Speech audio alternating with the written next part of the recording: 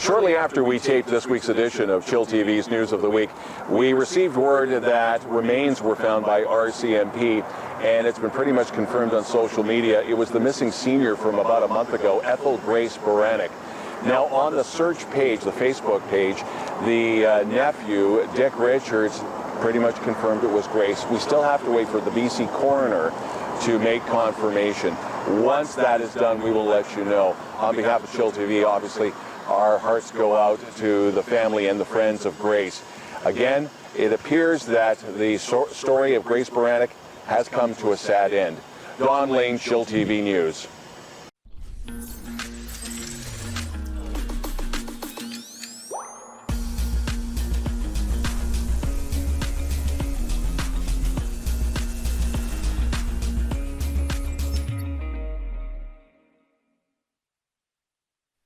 Headline news most affecting Chilliwack this week.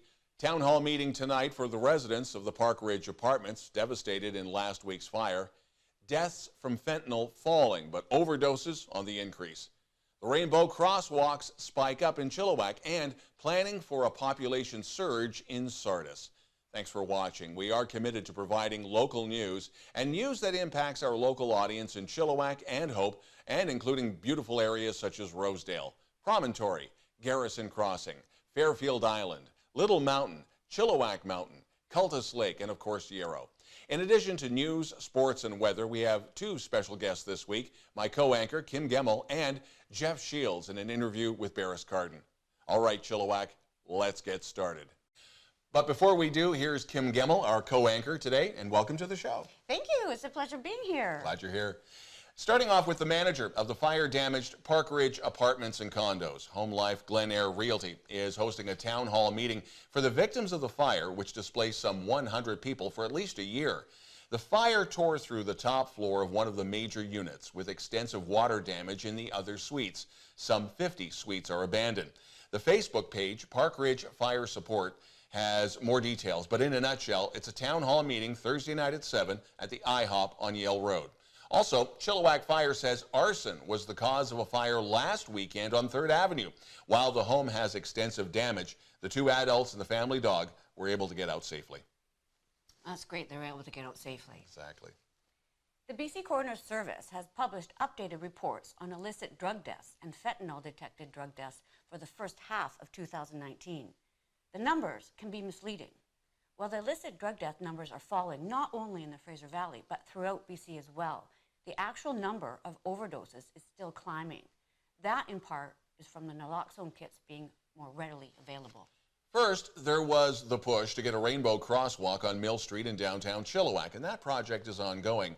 Then Squeala Chief David Jimmy was instrumental in having 2 rainbow crosswalks installed at the Eagle Landing Shopping Center. Then last week, the LGBTQ community was surprised to find that there was another rainbow crosswalk installed on Cheacton land at the Promontory Save On Foods. Amber Price with Rainbow Crosswalk for Chilliwack told chillTV she's rather proud that Chilliwack is making progress when it comes to accepting alternative lifestyles. The City of Chilliwack is developing a Sardis neighborhood plan and want to hear the community's vision and priorities for the area. It is expected that Sardis will see an increase in population in the near future. That would mean the addition of approximately 6,800 residents and 4,000 dwellings. The plan, once complete, will establish a common vision for the neighborhood and provide clear direction for future decision-making regarding growth and infill development in Sardis. The online survey can be found on the City of Chilliwack's website. And when we return, the results of a new provincial study on youth suicide.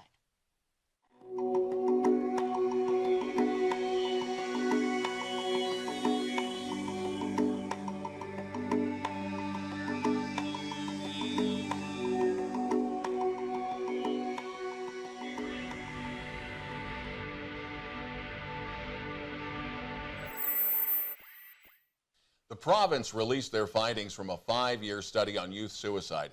The review of 111 child and youth suicide deaths between 2011 and 2018 found that there remains a strong need for mental health services, as well as educating parents in spotting potential suicide patterns of their kids.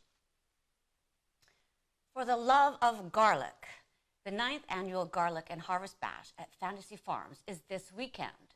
Abbotsford's country sensation Cambrai Lovesy will be in concert, as well as Outlaws and Lace.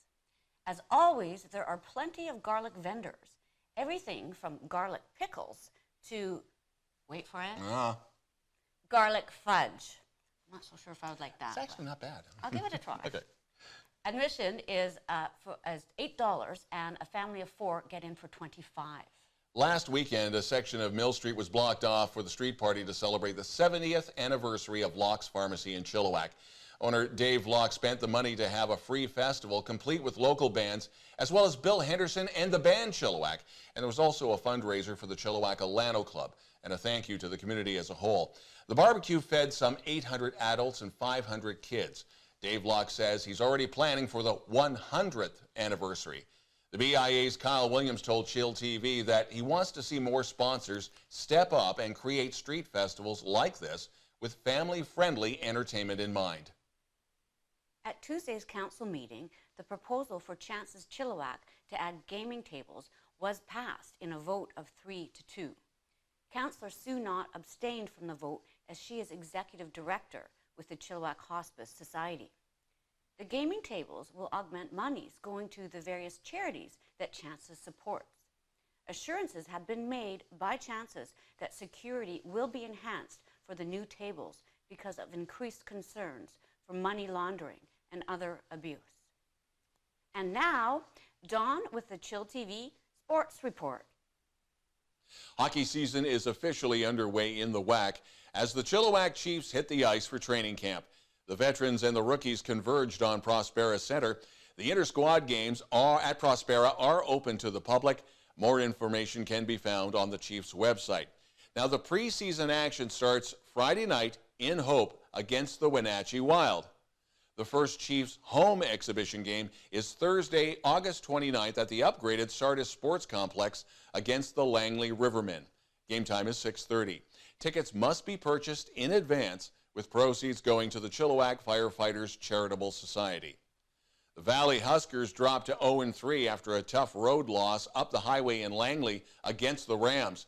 The Rams won 38-10, and the Huskers' next game is again on the road Saturday night in Kamloops against the Broncos. And now Berris Karden in an interview with our guest this week, Chilliwack City Councillor Jeff Shields. So, thanks, Don. Your worship. Is that right? Do I have that correct? I think for a couple more weeks. So you're the acting mayor. I am the acting mayor for the month of July and August. Congratulations. I mean, that's very cool. And because you're new on council. This is Jeff Shields, everyone. You're brand new on council, and you're 8 months later. You're acting. I'm in the big chair. You're in the big chair. Well, that's great. But you didn't start off in politics. You were CFO of Vischer Holdings. Yes, Vischer Group of Companies. So they're a family-run business in Chilliwack. They've been around since 1961. So second generation family business. I came in just about 20 years ago as controller for Vischer Lumber, and then I took over as CFO for the whole group. And as I say, the rest is history. Well, and of course, I'm wondering this. I'm sure our audience may be wondering this as well. How does somebody so successful in business all of a sudden decide? What makes them decide? You know what? I really want to get into city politics. How was that decision? Well, it's lack of smarts, probably, is the first thing. Yeah. And of course, sucker for punishment. Sucker for punishment. Yeah, you name it. You name it. Well, because you are going out on a limb, you're putting yourself out there. You're running, first of all. You're not necessarily going to win. So but you did win, which was great. And but now, what made you? What was the calling? How did that?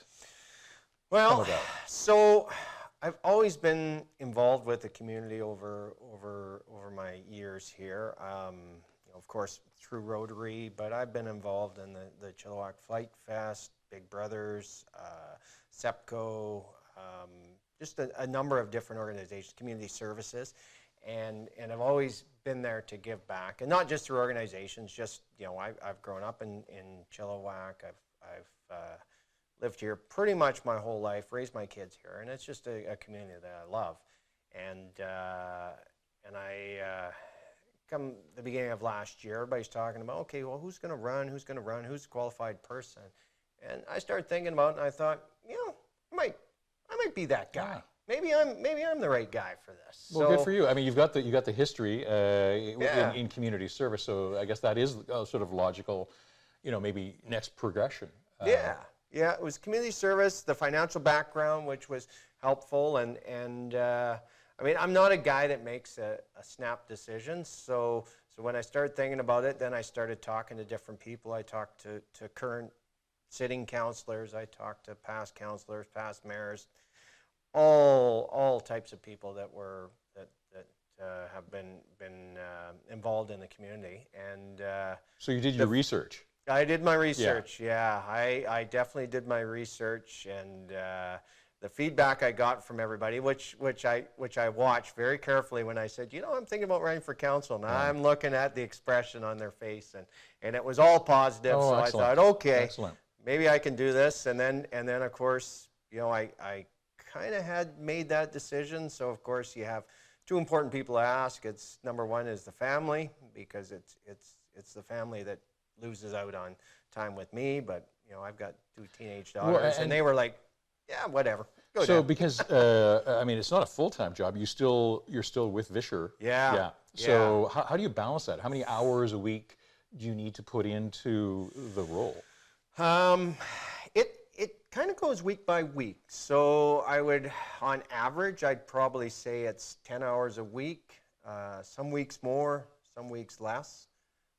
Council week will definitely be a little more time involved. Meetings will take up time. Yeah, I would say that 10 to 12 hours a week probably. So what are some pressing issues that you're involved with right now in City Hall? What's important? Not only City Hall, but to you as well, being in this new role. Well, you know, obviously, the obvious one, of course, is the social issues downtown with the homeless and public safety and the crime issues. And it's, you know, we're certainly moving forward, and Mayor Popoff, of course, is that's always been close and dear to his heart. So, you know, we're getting some of the social housing built, and to try and get, you know, people off the streets and shelters over their head is a really big issue, and it's what you hear about. You know, 50% of the people that talk to me, that's the first thing that comes to their first question they ask. Well, what are you going to do about this? Yeah, and maybe that was maybe the question that I was thinking about as well. And maybe it's a little too early into your term, but what is the plan? What is being done? What can you share? Well, of course, the downtown by the A&W, that social housing unit is open now. Rain City is operating that one, and there's 48 units in there, which have been full for a number of months now. Second one's going in on Trithui. I believe that should be done by the fall, and that will be... the mayor did mention these things as well. Yeah, so that should fill up fairly quickly, and you know, an example, the one down by A&W, you know, we've all driven downtown and we've seen people, you know, by the post office, and there were a number of those people that are now have roofs over their heads, and they can you know, start to turn their life around. So what sort of a dent is actually put into people being on the street? Like we're getting a lot of people into housing. You know, what percentage is that? How many would still be? Because not everyone's getting into housing. Not everyone is getting in. I believe the last counts were around 200 to 300, and that's very tough to keep a close count on it. And we've got probably housing for 100, and you know, my numbers may be off. I believe it's in the last year we've put last year and coming up with the new development, probably 180 to 200 units. So wow. We're taking a huge dent out of it. That's huge, yeah. And the other issue is to make sure those people that are teetering on homeless, let's make sure that they don't fall into So what sort of programs are in place to help with that? With the people that are... Yeah, that are on the bubble, kind of. There is a number of you know, as you know, there's great community groups in Chilliwack, and the beauty of the ones in Chilliwack, and I've heard comments from actually it was the Rain City people. They said, you know, all the communities that we've been in, Chilliwack is amazing how these groups work together.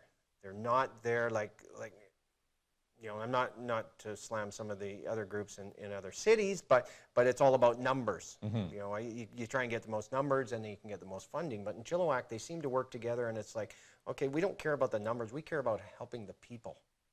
You know, who is best suited to help this person. Right. So there's an integrated task force that meets once a week, and it's representatives from the city, from the RCMP, and from various groups, and they look at people that are at risk, that they've discovered at risk, and there could be 2, 3, 4, 5, 6 people, and they bring them up, they talk about them, and they say, okay, what's the next step? Who's the best person to go after them? And, It's a great community that we have here, yeah, for sure. Yeah.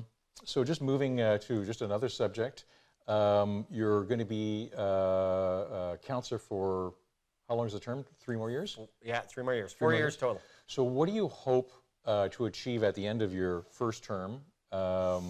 If there was one thing that you wanted to do, the thing that made you want to be a councillor in the first place, what would that be? What would you like to change? Maybe this is like a high level thing. High level thing. I think I'd like to see where people have returned to having pride, saying I live in Chilliwack. There seems to be a focus on issues in Chilliwack, social issues. And downtown's a perfect example of, you know, we're starting on that revitalization of downtown. Yeah, I think it's going to be fantastic. Yeah. And I think it's got to get to that point where people, you know, they talk about downtown in a good way. And they talk about Chilliwack in a good way. You know, it discourages me a little bit when you talk to people. Yeah, you know, so and so this downtown, that downtown is terrible, and it's like, you know, there's so much else to this city that you forget about. But more than being discouraged, you've jumped in and actually are doing something about it, and I appreciate that, and I'm sure people from Chilliwack appreciate you know, what you're doing, because you're successful. You don't have to do this, but you are, and you love your city, and it shows. So yeah, well, thank you. Yeah, I definitely do. I'm not going anywhere. Yeah.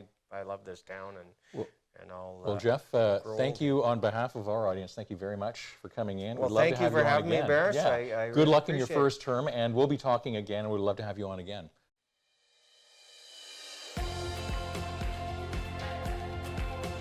The best thing about Hofstede's is their endless supply of muffins and cinnamon buns.